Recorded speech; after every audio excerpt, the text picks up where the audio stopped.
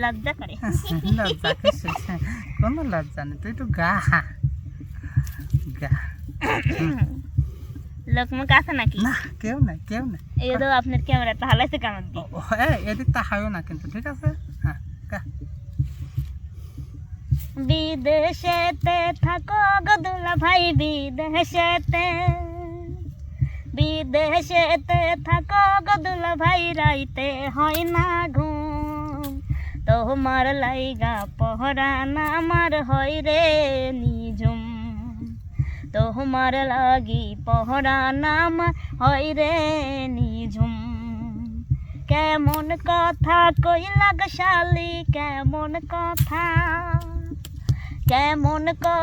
কইলা গো শালি, মন তো মানে না, তোমার লাগি শালি আমার ঘুম তো ধরে না, তোমার লাইগা শালি আমার ঘুম তো ধরে না।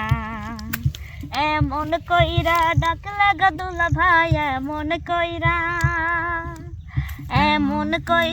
ডাকলা গো দুলা ভাই, থাকি কেমনে, মনটাই আমার যাই রে ছুটে তোমার স্মরণে, মনটাই আমার যাই রে ছুটে তোমার স্মরণে।